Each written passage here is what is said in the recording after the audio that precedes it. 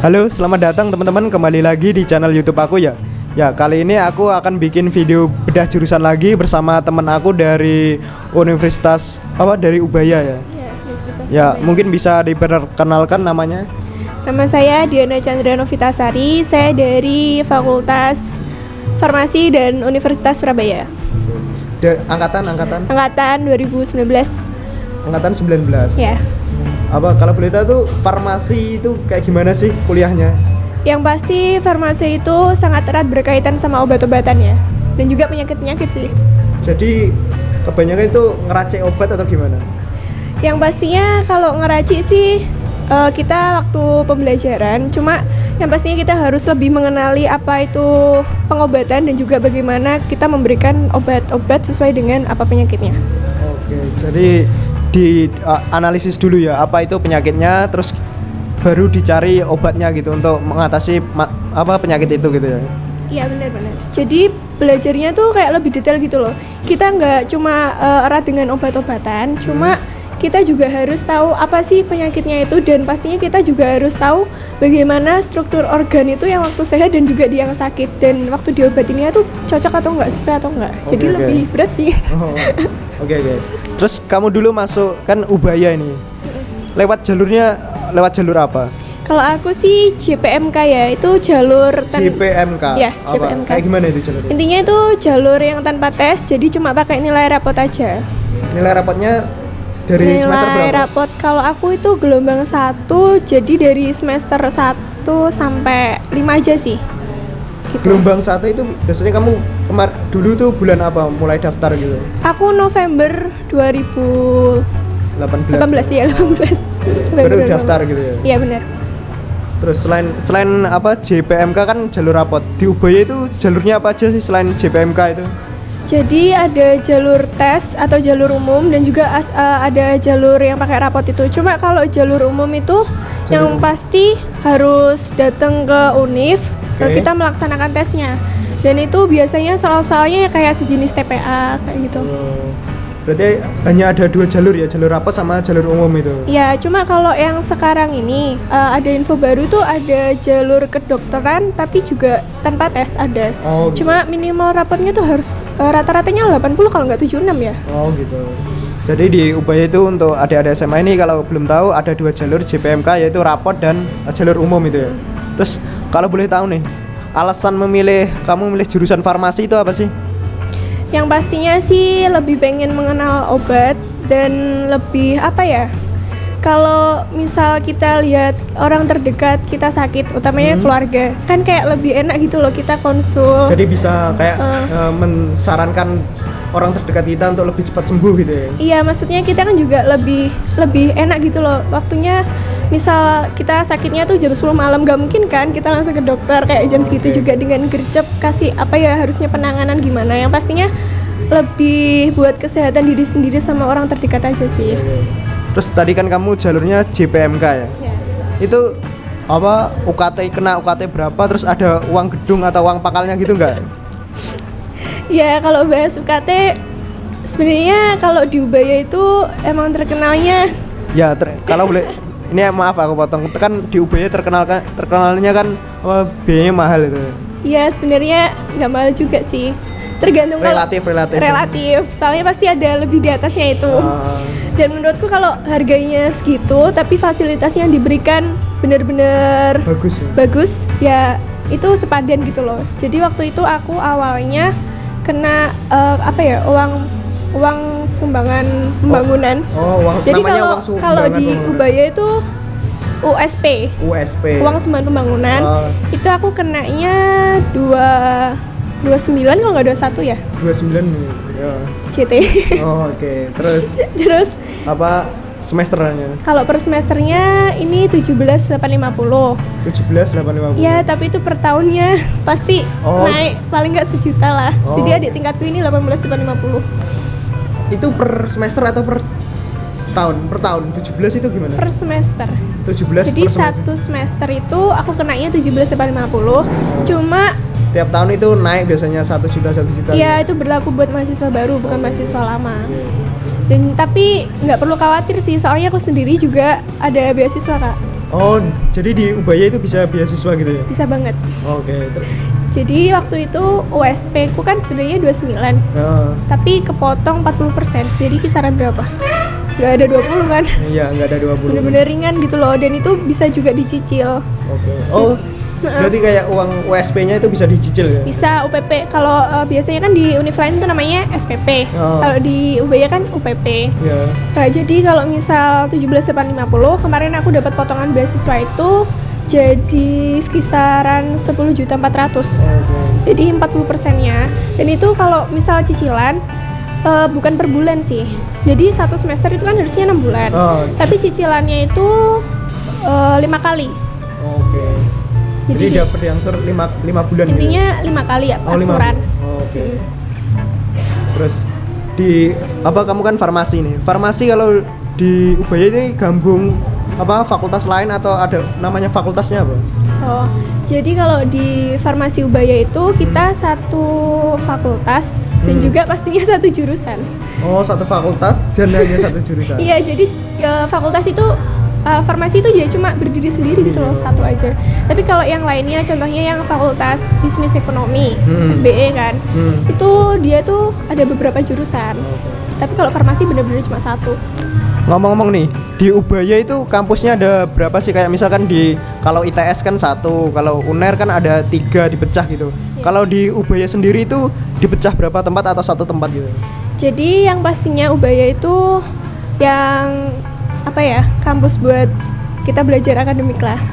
Jadi itu ada 2, ada di Ngagel sama di Rungkut. Kalau yang ada 2 berarti. Iya, ada 2. Di Ngagel sama di Rungkut ya. Kalau yang di Ngagel itu buat yang D3.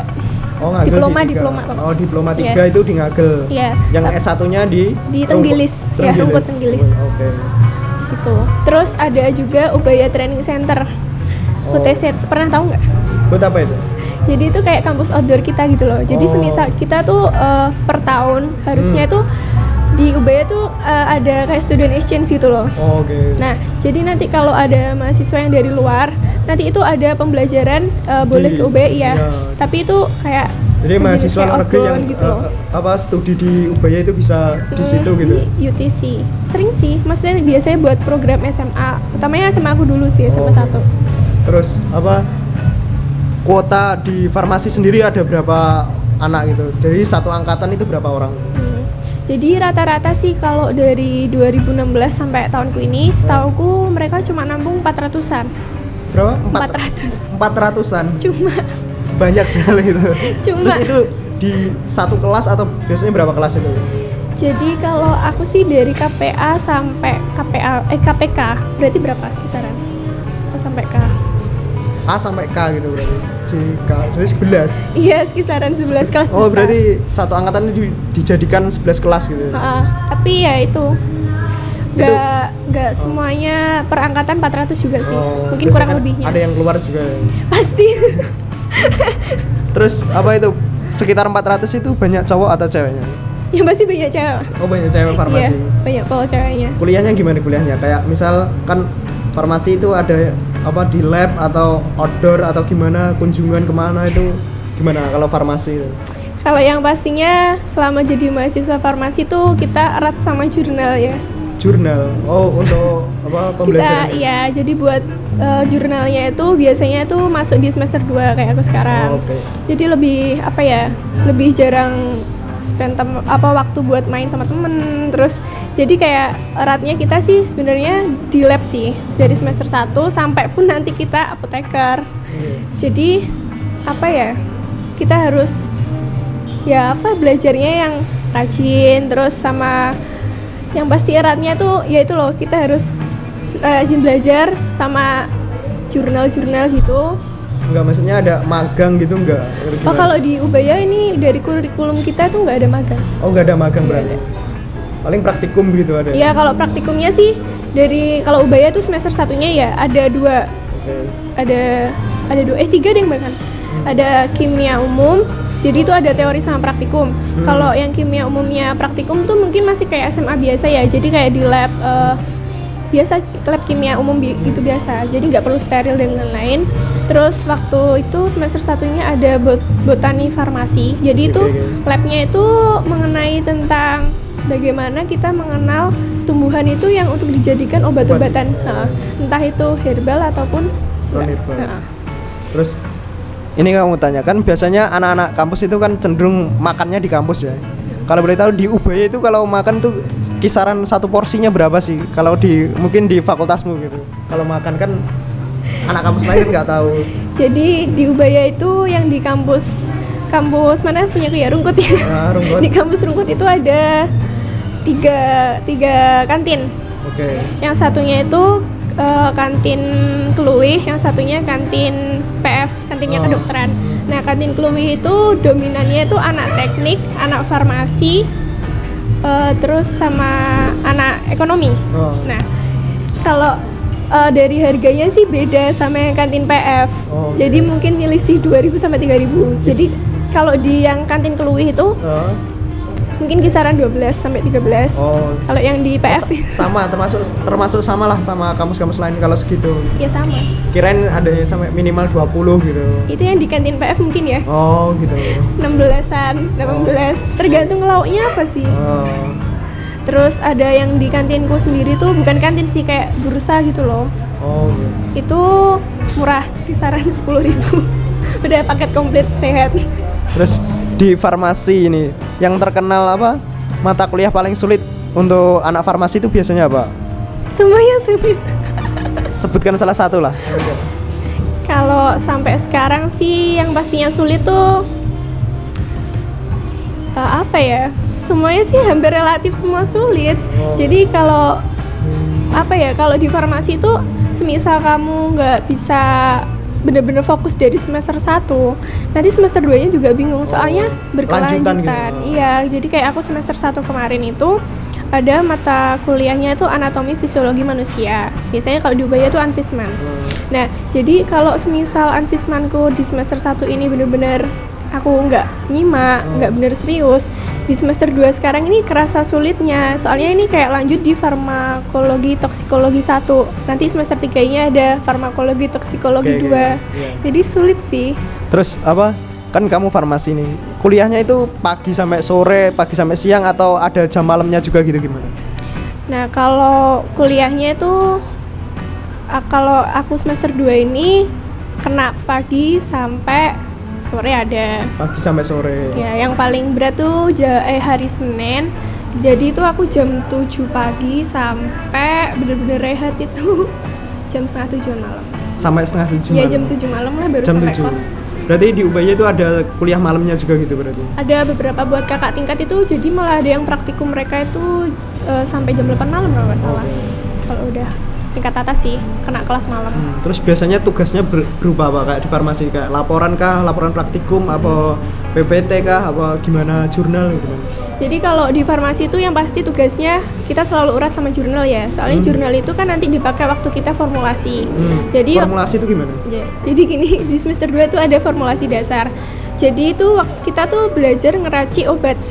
Nah, kalau kita ngeraci obat semisal kayak gini loh Kak, kita kan mau masak, kita harus tahu dong resepnya apa. Nah, itu di jurnal itu intinya tuh apa aja sih bahan yang kita pakai, terus gimana sih cara kita masaknya, baca buku itu. Resepnya gitu ya. Iya, intinya jurnalnya itu kenapa kok kita bilangnya sulit, karena di jurnal itu sebenarnya kita wajib tulis tangan dan di double folio.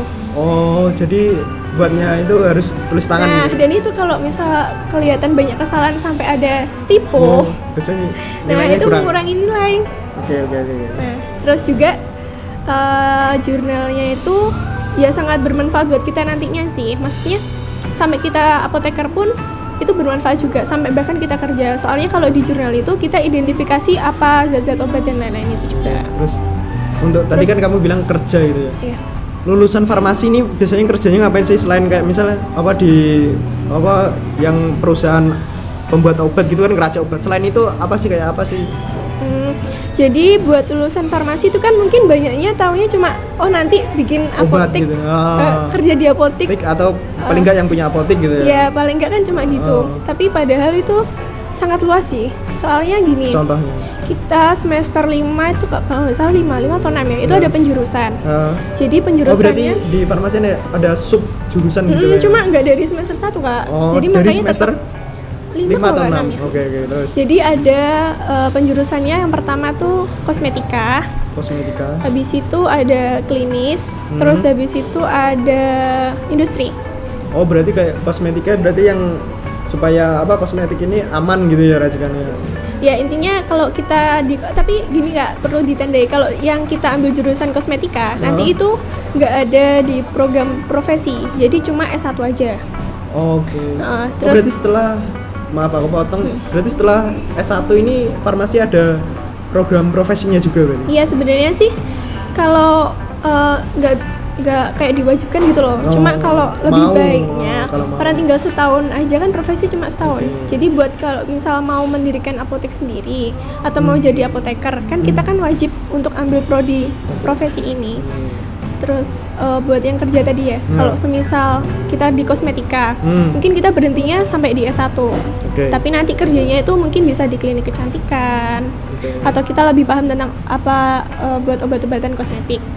Terus kalau yang industri yang pastinya itu berkaitan erat dengan perindustrian, pabrik, kita kerja di pabrik dan lain-lain.